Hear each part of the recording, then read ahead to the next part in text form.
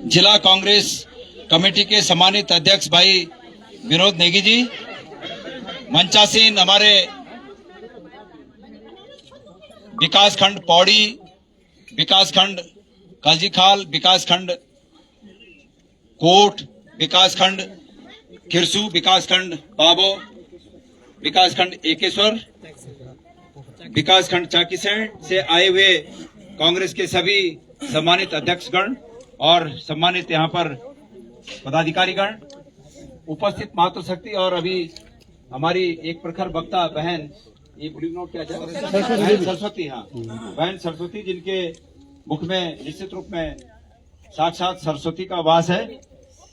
ये धरना प्रदर्शन और लंबा चले और अन्य लोगों को भी अपनी बातें कहनी हैं, वो सब लोग अपनी बात कहेंगे, शांतिपूर्वक सब अपनी बात कहें।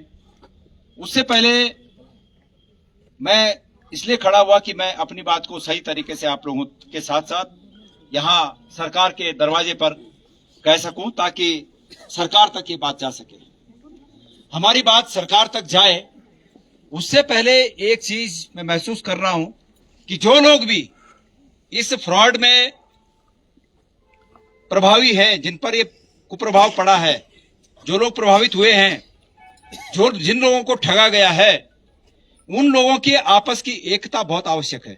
बिल्कुल। अगर वो लोग आपस में टूटेंगे तो निश्चित रूप में ये लड़ाई कमजोर पड़ेगी।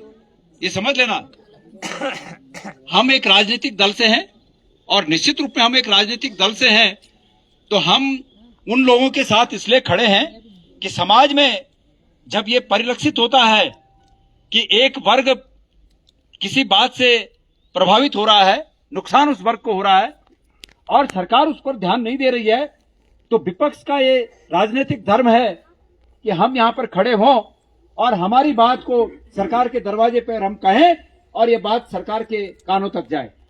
हमारा ये प्रयास है। लेकिन अतीत से लेकर अब तक जितने आंदोलन हुए वो इस बात के प्रमाण हैं कि अगर उनमें से किसी आंदोलन में आंदोलनकर्ताओं में आपस में फूट पड़ गई तो वो आंदोलन अंजाम तक नहीं पहुंचते, क्योंकि आपके आपस की फूट को पता नहीं कितने लोग इंतजार से देख रहे होंगे कि इनमें आपस में फूट पड़े और ये मामला वहीं का वहीं शांत हो जाए। मैं आपको सचेत करना चाहता हूं, तमाम लोगों को जो इस पूरे प्रकरण में ठगे गए हैं, मैं उन सब लोगों को इस सोशल मीडिया के माध्यम से सचेत करना चाहता हूं, पूरे उत्तराखंड के उन लोगों से, कि आपको एक होने की आवश्यकता है। ये साधारण बात नहीं है कि एक व्यक्ति दिल्ली के कृषि मंत्रालय से रजिस्ट्रेशन कराकर उत्तराखंड में सहकारी समिति के माध्यम से बैंकिंग का कारोबार करता है और खबरों में यह है कि वो 190 करोड़ रुपए लेके भाग गया, लेकिन हकीकत यह है कि आकलन को सही तरीके से नहीं किया गया है। जिस दिन घर घर से आदमी कहेगा कि मेरा इतना, तो ये टोटल कहीं हजारों करोड़ से ऊपर न पहुंचे। इसलिए उस बड़े आदमी के साथ संघर्ष करने के लिए सबकी एकता बहुत आवश्यक है। आज मंडल मुख्यालय पौड़ी से उन सब लोगों को मैं ये आह्वान करना चाहता हूं कि वो सब एक रहें, आपस में एक दूसरे पर छींटाकशी न करें। गलती हुई होगी, लेकिन ये बहन ने सही कहा कि भाई हम तो वो लोग हैं कि हमको हस्ताक्षर करने तक नहीं आते, लेकिन जिनको इस बात के लिए नियुक्त किया गया है कि वो जनता के साथ ठगी न होने दें, वो क्या कानों में तेल डालकर सोए हुए थे? आज सरकार से लोग मांग ये कर रहे हैं, सरकार से ये नहीं मांग कर रहे हैं कि ये कैसे हुआ, सरकार से ये मांग ज्यादा कर रहे हैं कि जो हुआ, लेकिन कम से कम सरकार जागे और बैंकों में उस कंपनी का जहां भी पैसा पड़ा है और इस प्रदेश में और देश में जहां भी उनकी संपत्ति है, उस संपत्ति को अपने अधीन लेके और इन लोगों का पैसा वापस दिया जाए, ये मांग है। और मैं होली के 2 दिन पहले एक दिन श्रीनगर के रास्ते अपने गांव जा रहा था, पैठानी। मुझे रास्ते में कुछ बहनें मिली और उन्होंने कहा कि भाई जी हम ठगे गए। मैंने उस पूरे प्रकरण को देखा और मुझे लगा कि वास्तव में लोग ठगे गए, लेकिन जब मैंने देखा कि ये सहकारिता मंत्रालय के अधीन हुआ है तो मैंने उनसे कहा कि भाई तुम श्रीनगर के रहने वाले हो, बोलियो, और श्रीनगर का ही सहकारिता मंत्री है, तो क्या तुमने कभी उनके पास ये खबर नहीं पहुंचाई कि भाई ये हमको ठगा गया है, इस मंत्रालय के अधीन एक रजिस्ट्रेशन किसी समिति ने करके और हमको ठग दिया? तो उन्होंने कहा कि हमने बात करने की कोशिश की लेकिन हम सफल नहीं हो पाए बात करने में। तो मैंने उनसे कहा कि परसों 13 तारीख को वो लोग होली खेलने के लिए श्रीनगर आ रहे हैं, और होली खेलने के लिए श्रीनगर आ रहे हैं, और मैं ऑन लाइव मतलब एक कैमरे के सामने बोल रहा हूं। मैंने उनसे कहा कि कोई बदतमीजी मत करना, निवेदन करना जाके, क्योंकि अगर आपने पहले ही जाके बदतमीजी कर दी तो होता है, फिर मानव स्वभाव होता है, अगला आदमी भी इरिटेट होगा, बोलेगा भाई मैंने थोड़ी बोला था तुम्हें। लेकिन निवेदन करना जाके कि भाई हम ठगे गए हैं और हमारी रक्षा करना तुम्हारा काम है। ये सरकार इस फर्ज से मुंह नहीं मोड़ सकती कि अगर कोई व्यक्ति ठगा गया है तो उस ठगे गए व्यक्ति को न्याय दिलाए, ठग को उसके अपराध के लिए सजा दे, और जो ठगा गया है व्यक्ति उसको उससे वसूली करके उसका पैसा वापस दे। ये उसका कर्तव्य है सरकार का। इसलिए मैंने कहा कि जाना और निवेदन के साथ जाना। हमारी वो बहनें गई, उन्होंने निवेदन किया, लेकिन उनको कोई भी इस प्रकार का आश्वासन कि भाई हम सत्ता में हैं, वोट के टाइम तो बोल रहे हैं कि तुम्हारा वोट मोदी जी को, हाँ इन बोलना कि वोट तुम्हारा मोदी जी को, और आज जब तुम पर भीड़ पड़ी तो तब कक्षी मोदी जी तब भी बोलता कि तुम चिंता नहीं करा, भूलो हम ये बात मोदी जी तक पहुंचा बोलता ना, तब भी ये बात तो बोलता, सकारात्मक बात करना कि ये बात का मोदी जी तक पहुंचौला और तुम चिंता नहीं करा। जब तक दिल्ली गदी पर मोदी जी बैठा छे ना, ये बोलता कि तब तक तुम तब तक कोई दिक्कत नहीं वाली, हम तुम दगड़ी न्याय करोला। लेकिन अफसोस की बात है कि उन्होंने अपने फर्ज से विमुख हो गए, और जब फर्ज से विमुख हो गए तो मैं उत्तराखंड सरकार के उस कार्यालय में, जो कि मंडल मुख्यालय के नाम से यहां पर जाना जाता है, हालांकि ये मंडल मुख्यालय मोदी जी के कहने के पहले ही घाम ताप रहा है। मोदी जी तो पर्स बोले कि घाम तापो, बड़ी मंडल मुख्यालय भाई कब बड़ी घाम ताप और घाम ताप बोले, और जय दिन बटी बोल वह दिन बटी सड़क खाना नहीं लाई यो भी ठीक हुए दिन बटी। अरे भाई मैं 4 दिन बटी घाम ताप लो तर सुनो छो, मैं भैरव खाल पहुंचू या 2 दिन घाम ताप लो, पर जय दिन बटी भगवान मन खिल बोले कि घाम तापा वो दिन बटी घाम भी नहीं होना। प्रश्न ये है कि आज इस मंडल मुख्यालय की हालत ऐसी क्यों हो गई? आपको याद होगा कि हमारी सरकार ने, भारतीय जनता पार्टी के सरकार ने, त्रिवेंद्र रावत जी जब मुख्यमंत्री थे, उन्होंने एक आयोग बनाया, पलायन आयोग, और उस पलायन आयोग का कार्यालय कहां खोला? पौड़ी खोला। और आज कक्षु आयोग वो भी देहरादून चल गया, वो पलायन आयोग भी पलायन कर गया। और कितनी हंसी की बात हुई है कि पलायन आयोग स्वयं पलायन कर गया। तो मेरे भाइयों और मेरी बहनों, मैं आज आपका एक ज्ञापन, हमने एक ज्ञापन भी बना रखा है, और इस ज्ञापन के माध्यम से मैं सरकार को ये चेतावनी देना चाहता हूं कि सरकार जागे, सरकार नींद से जागे, सरकार अपने नागरिकों के साथ होने वाले अन्याय के खिलाफ इच्छा शक्ति को मजबूत करे कि हम उन अपराधियों को सजा देंगे और उन लुटेरों से, उस लुटे नागरिकों की रक्षा कि हर जगह पर सरकार जो है दूसरे पर दोष मढ़ने का काम करती है, हर आदमी दूसरे पर दोष मढ़ने का काम करता है। इस प्रदेश की राजनीतिक स्थिति से आप लोग अवगत हैं अच्छी तरह। अरे भाई, सदन में खड़े होकर एक मंत्री एक वर्ग को गाली दे रहा है। मंत्री को आभास होना चाहिए कि भाई मैं राज्य का मंत्री हूं और विधानसभा में खड़ा हूं, और विधानसभा में खड़ा होकर ऐसे कागजों को पटक कर ये काम हो जाएगा बाद में, पर पहले इस पर फैसला होना चाहिए कि ये राज्य फलानी पहाड़ियों के लिए बना हुआ है। मैं उस शब्द को यहां पर कहना नहीं चाहता, सबने सुना होगा।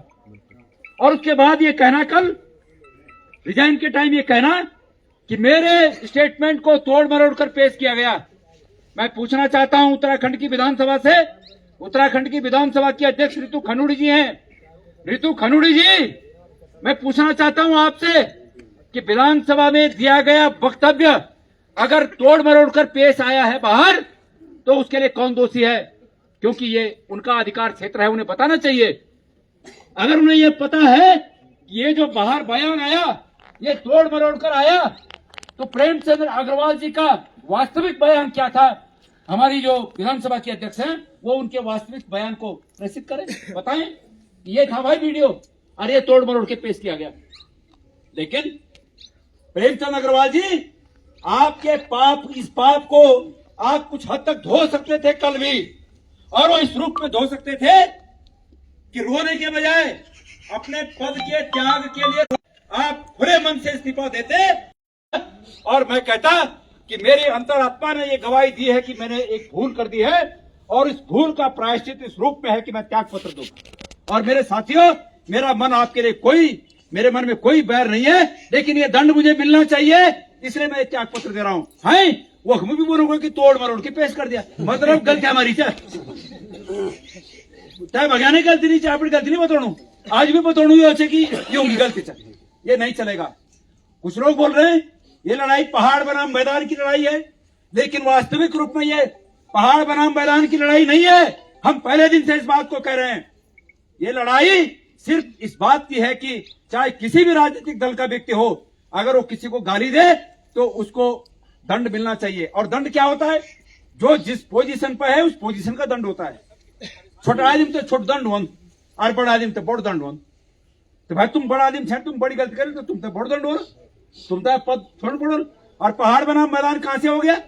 इस गणेश गोदियाल ने तो प्रेमचंद अग्रवाल जी से इस्तीफा मांगा और रितु खनूड़ी जी से ये मांग की है कि जिस प्रकार से उन्होंने रौद्र रूप दिखाकर लखपत बुटोला को डांटने का काम किया और प्रेमचंद अग्रवाल जी को संरक्षण करने का काम किया, उसके लिए उन्हें इस प्रदेश की जनता से माफी मांगनी चाहिए। तो रितु खनूड़ी जी तो भुवनचंद्र खनूड़ी जी की बेटी हैं, यहां कहां पहाड़ और मैदान हो गया? महेंद्र भट्ट जिन्होंने कहा पहले कि खबरदार अगर कोई इसको सोशल मीडिया पे डालेगा तो हम जो है उसकी जांच कर देंगे, उसको उसकी कार्रवाई कर देंगे उसके ऊपर। मैं मुख्यमंत्री से यह अपेक्षा करूंगा कि मुख्यमंत्री उस पर नजर रखें।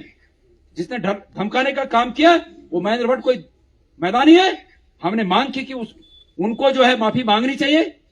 हमने मांग की कि पुष्कर धामी जी को याचक बने हुए थे, प्रेमचंद अग्रवाल जी के सामने सदन में याचना के रूप में कह रहे थे, तब जाके प्रेमचंद जी ने कहा, जब मुख्यमंत्री ने याचना की, मुख्यमंत्री जी के शब्द ये होने चाहिए थे कि कोई भी मंत्री हो, कोई हो, उत्तराखंड के सम्मान के साथ किसी को खिलवाड़ करने की छूट नहीं दी जाएगी और इन्हें पद से हटाया जाता है। हम ये उम्मीद करते थे धामी जी से, लेकिन जब वो याचक जैसे बने तो हमने कहा कि उन्हें भी माफी मांगनी चाहिए, हमने उनको भी नहीं बख्शा। तो कहां से भाई पहाड़ बनाम मैदान हो गया? कल कुछ लोग बोल रहे थे देहरादून में बंद करेंगे, ऋषिकेश में बंद करोगे। अरे भाइयों, इसका हल देहरादून और ऋषिकेश में बंद करने से नहीं है, इसका हल इस रूप में है कि वो लोग भी जो देहरादून और ऋषिकेश में बंद करने की बात कह रहे हैं, वो लोग भी इस लड़ाई में शामिल हों कि भाई किसी के भी खिलाफ कोई गलत बात कहे तो उसका विरोध होना चाहिए, और कल उनके भी खिलाफ कोई गलत बात करे तो हम उसमें भी आगे आएंगे। ये पहाड़ और मैदान की बात कहां है? तो मेरे प्यारे भाइयों, मैं आज आप सबके माध्यम से, हम जिला कांग्रेस कमेटी के लोग, ये ज्ञापन यहां पर कोई है कि घाम इतना बड़ा सब है? एडीएम साहब रखे, एडीएम आ रखे। हाँ। तो कमिश्नर साहब नहीं है यहाँ? हाँ, करे सब वो भी घाम था बड़ा सर, 1.5 में घाम लगे हो तो घाम तपना वाला। सब साइन करो जितने आ रखे हैं, बॉडी में कोई नहीं रहता यार साहब। मैं इस धरने के माध्यम से इस कमिश्नर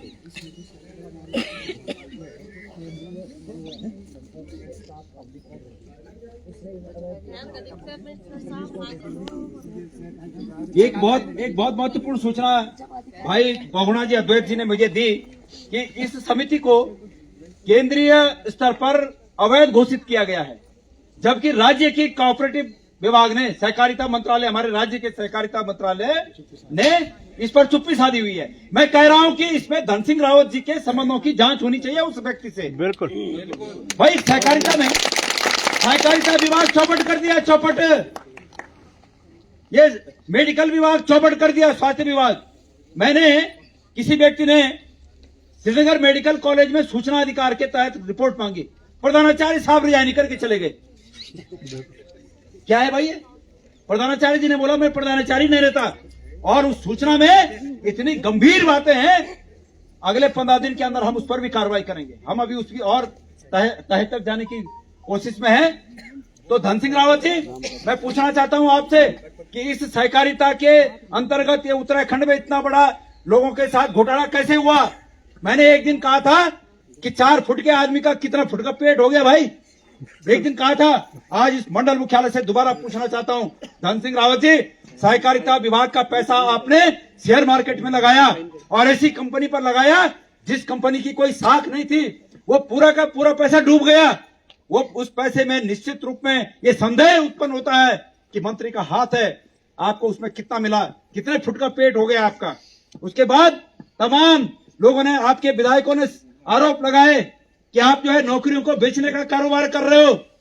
उस पर भी आप जो है अपने आदतों से बाज नहीं आए। मेरे बहनों और मेरे भाई और मेरे उत्तराखंड के साथियों, 2020 में जब उत्तराखंड में कोविड भयंकर रूप से चल रहा था और किसी व्यक्ति को घर से बाहर स्कूटर निकालने की परमिशन नहीं थी, उसी समय 1000 पदों पर, सहकारिता के 1000 पदों पर भर्ती हुई और उस भर्ती की परीक्षा नोएडा में हुई। वो नोएडा में परीक्षा देने के लिए कैसे जाता उत्तराखंड का लड़का, जबकि स्कूटर निकालने की भी परमिशन नहीं थी? बताओ आप कौन थे वो लोग जो उस परीक्षा में भर्ती हुए?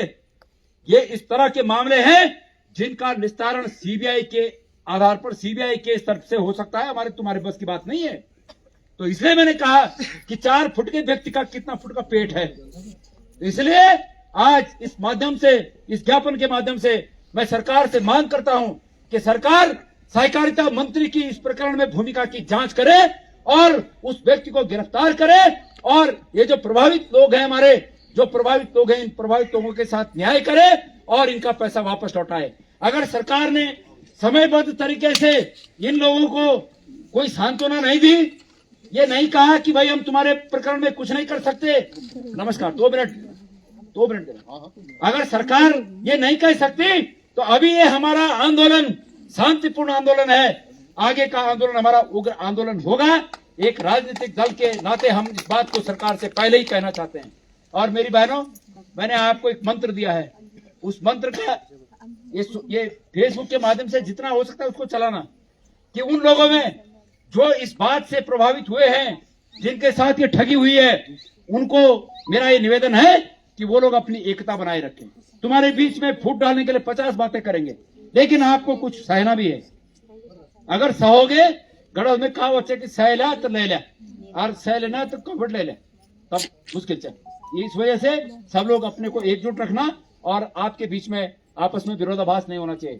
कमिश्नर साहब को इतना कहना चाहता हूं, आज का धरना और प्रदर्शन ये सांकेतिक है, और सांकेतिक इसलिए है, यहां पर करने का मतलब ये है कि हमको 2 बातें कहनी है कि यहाँ कमिश्नरी में लोग पिछले कई सालों से घाम ताप रहे हैं। क्योंकि भाई जब एक कमिश्नरी का कमिश्नर ही नहीं होगा तो बाकी लोगों ने घाम ही तापना है। तो इसलिए ये आपको आगाह किया जाता है कि आप अपनी हाजिरी इस कमिश्नरी में देना सुनिश्चित करेंगे, और अगर ऐसा नहीं हुआ तो हमारा ये आंदोलन आपके खिलाफ अनवरत जारी रहेगा। हम यहाँ पर क्रमिक अनशन करेंगे। हम यहाँ पर तमाम तरह के लोकतांत्रिक तरीकों से जो हमें अधिकार मिला है, उस अधिकार का प्रयोग करते हुए आप यहाँ की जनता की आवाज को उठाते रहेंगे। आप सबका जिंदाबाद जिंदाबाद जिंदाबाद। और किसी ने बोलना है कुछ? मैं निवेदन करूंगा कि हमारे जिला अध्यक्ष श्री विनोद नेगी जी हम